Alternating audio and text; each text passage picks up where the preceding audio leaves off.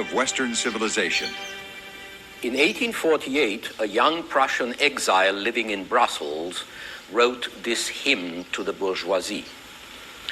It has accomplished wonders far surpassing Egyptian pyramids, Roman aqueducts, and Gothic cathedrals.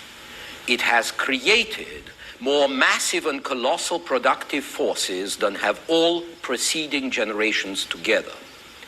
Subjection of nature's forces to man, machinery, application of chemistry to industry and agriculture, steam navigation, railways, electric telegraphs, clearing whole continents for cultivation, making rivers navigable, whole populations conjured out of the ground.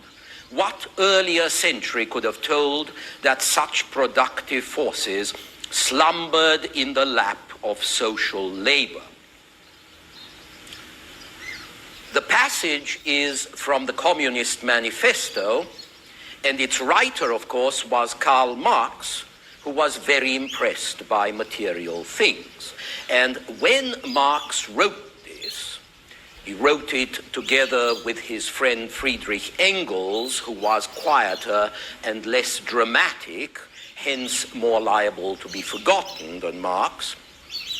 So when Marx and Engels wrote this, the 19th century was just beginning to reveal its prodigies that we usually lump together as the Industrial Revolution.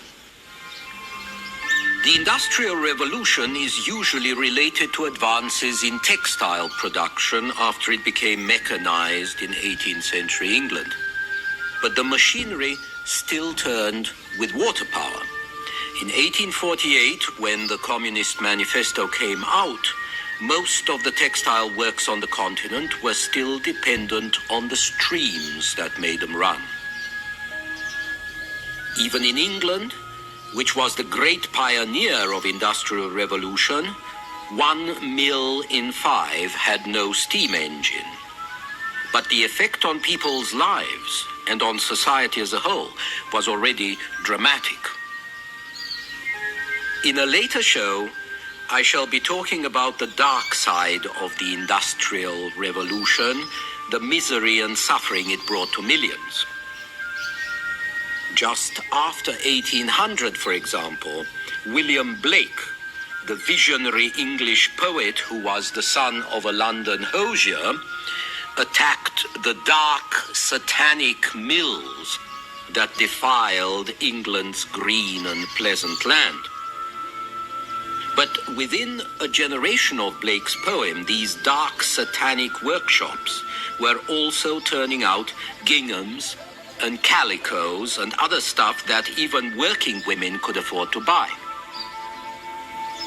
So now, poor girls who had turned out for centuries dressed in drab homespun began to look, as a Frenchman was going to put it in the late 40s, like a garden full of flowers. And it wasn't just the girls. For thousands of years, poor people had worn second-hand clothes, hand-me-downs, hard, durable stuff of which they would have one suit or one dress in a lifetime, at most two. In the 19th century, however, they were going to be offered ready-mades at accessible prices. Garments sewn on the new mechanical sewing machines that a New Yorker, Isaac Singer, patented in 1851.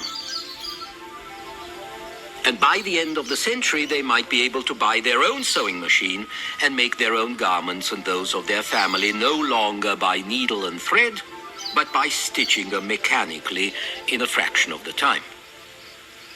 So Marx wasn't alone in feeling the revolutionary character and the results and the potential of industrialism.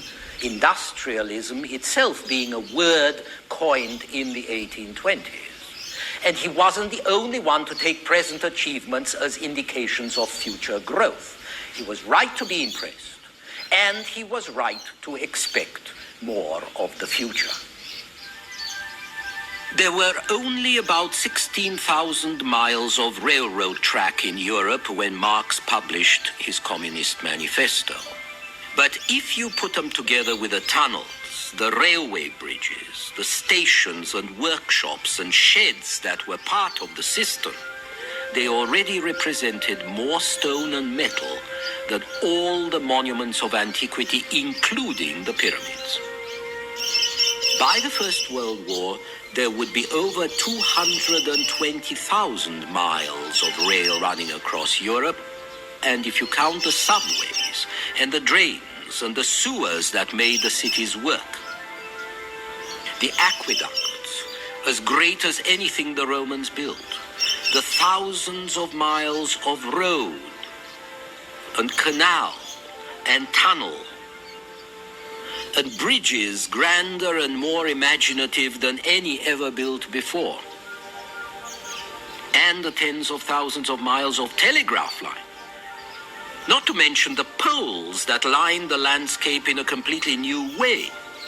If you count all this, you have a mass of public works vaster than anything humanity ever produced. One English historian reckons that the 19th century also produced more stonework in the Gothic style than the Middle Ages. It certainly produced more classical buildings than the Classical Age ever did. But the greatest advances of the Industrial Revolution were in the realm of transport and communications. When the 19th century opened, Napoleon's armies didn't move much faster than those of Julius Caesar.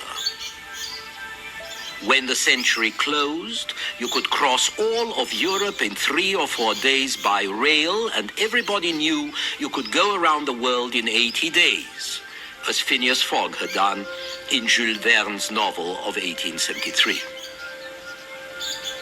And you could do all this in the new comfort of railway cars, dining cars, even sleeping